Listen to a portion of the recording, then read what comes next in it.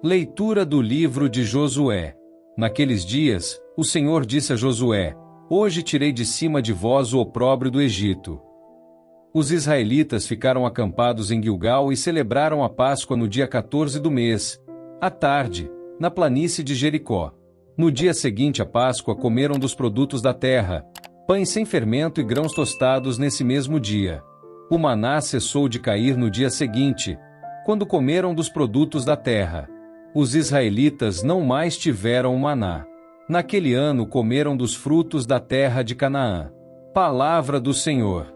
Graças a Deus.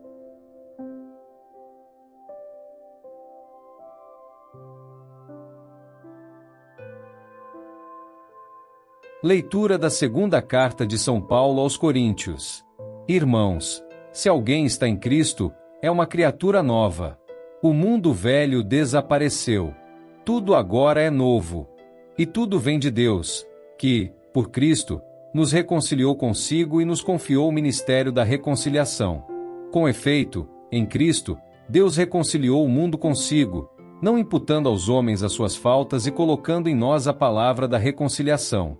Somos, pois, embaixadores de Cristo, e é Deus mesmo que exorta através de nós. Em nome de Cristo, nós vos suplicamos, deixai-vos reconciliar com Deus.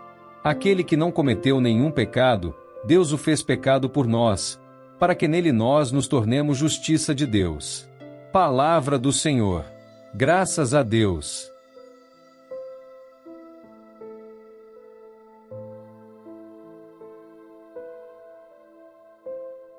Proclamação do Evangelho de Jesus Cristo segundo São Lucas.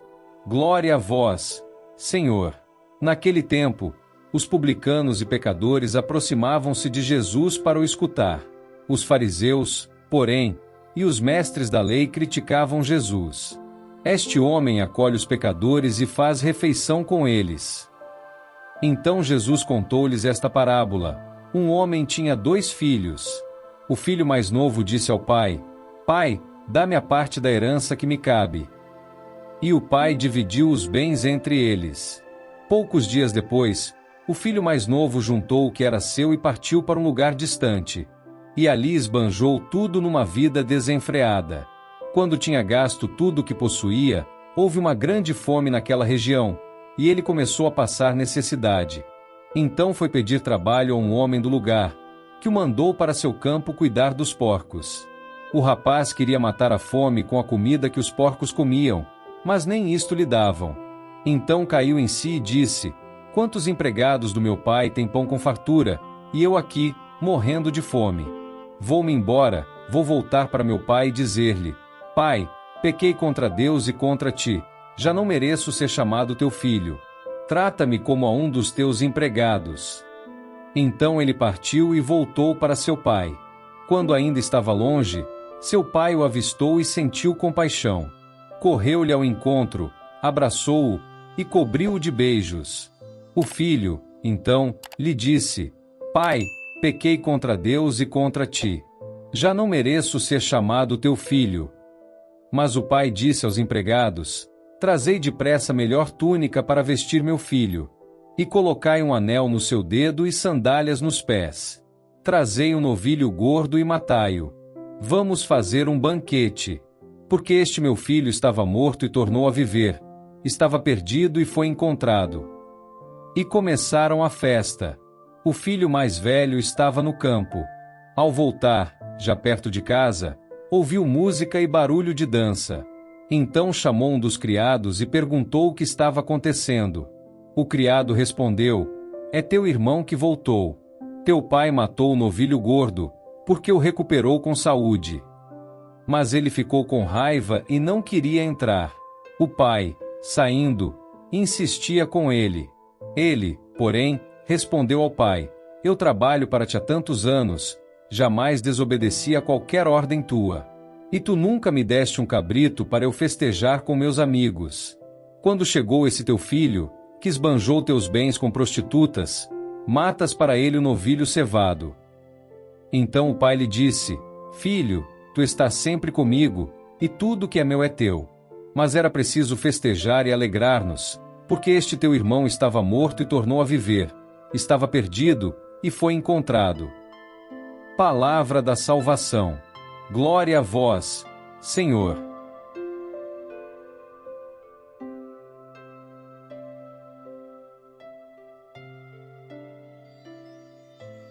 Meus queridos irmãos e irmãs, que alegria estar aqui com vocês, reunidos para mais um momento de reflexão, oração e, sobretudo, de encontro com a Palavra de Deus.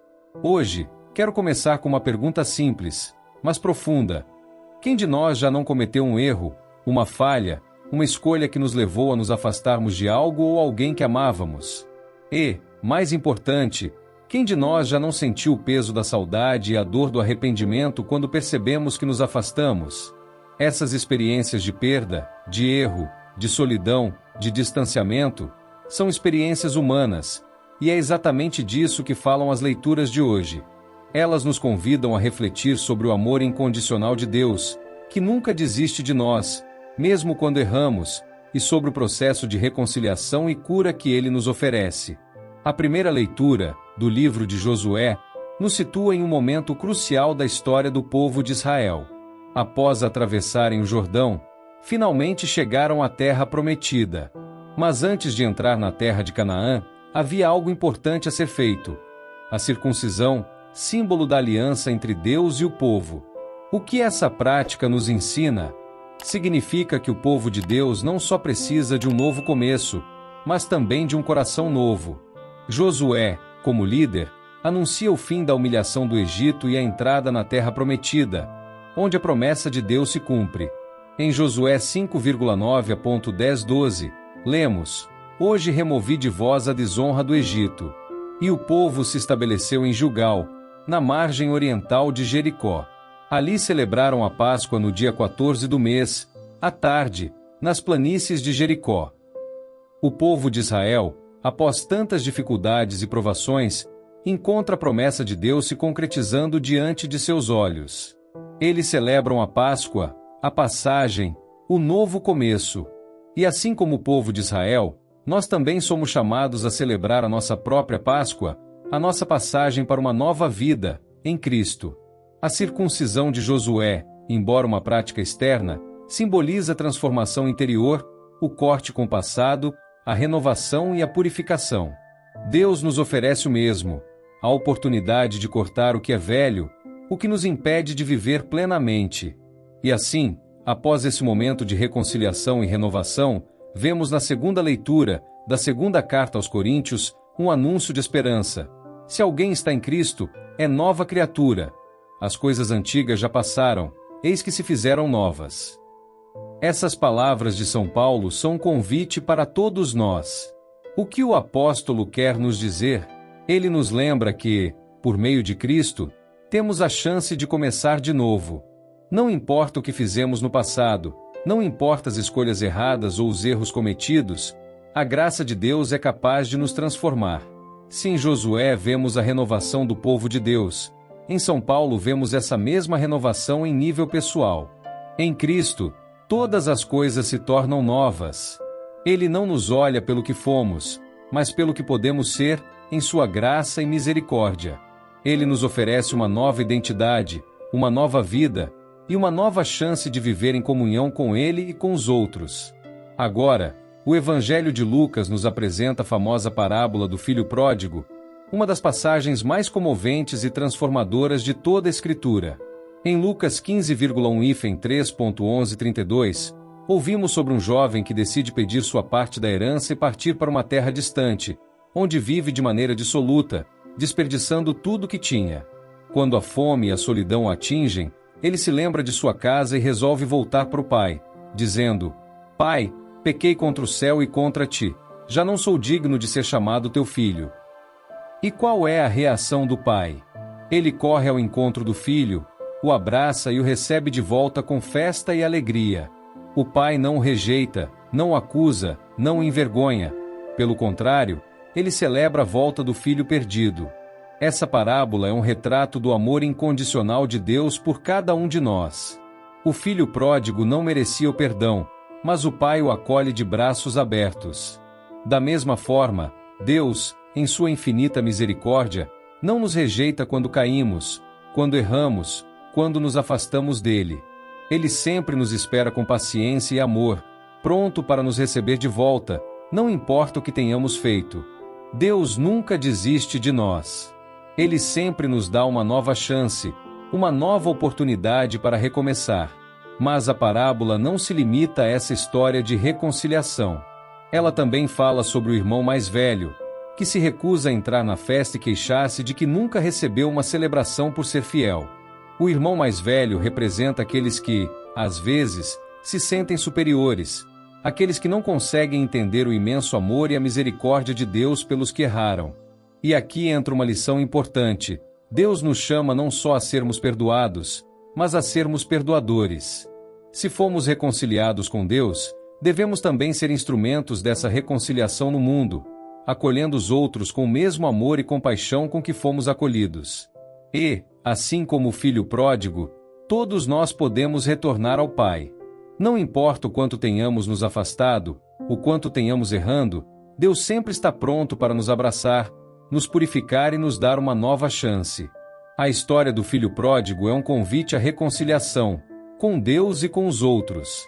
Agora, meus queridos irmãos e irmãs, qual é a mensagem que essas leituras têm para nós hoje? Em primeiro lugar, elas nos lembram da oportunidade de recomeçar. Talvez você se sinta como o povo de Israel, atravessando um deserto de dificuldades, ou talvez, como o filho pródigo, tenha se afastado de Deus, tomado decisões que o afastaram do seu caminho. Mas hoje, assim como Deus falou ao povo de Israel, Ele diz a você: hoje removi de vós a desonra. A Páscoa, a renovação, é para todos nós. Deus nos dá uma nova chance, um novo começo. Em segundo lugar, a mensagem de São Paulo nos ensina que, em Cristo, somos novas criaturas. O velho já passou, o novo chegou. Em Cristo, podemos deixar para trás tudo o que nos separa de Deus e viver de acordo com a sua graça, com a sua misericórdia. E, por fim, a parábola do filho pródigo nos convida a confiar na imensa misericórdia de Deus. Ele nos recebe com alegria e nos oferece a graça da reconciliação. Ele sempre estará à nossa espera, pronto para nos abraçar, nos perdoar e nos dar uma nova oportunidade. E, como o irmão mais velho, somos chamados a acolher e perdoar aqueles que, como o filho pródigo, voltam para o Pai. Meus irmãos e irmãs, hoje é um dia de graça. É um dia em que podemos refletir sobre as muitas oportunidades que Deus nos dá para recomeçar, para ser renovados em sua misericórdia. Que possamos viver esse novo começo com coragem, com fé e com a certeza de que Deus nunca desiste de nós. Que possamos também ser instrumentos de reconciliação no mundo, acolhendo os outros com o mesmo amor que Deus nos oferece. Que o Senhor nos abençoe e nos guie sempre em nossa caminhada de fé. Amém.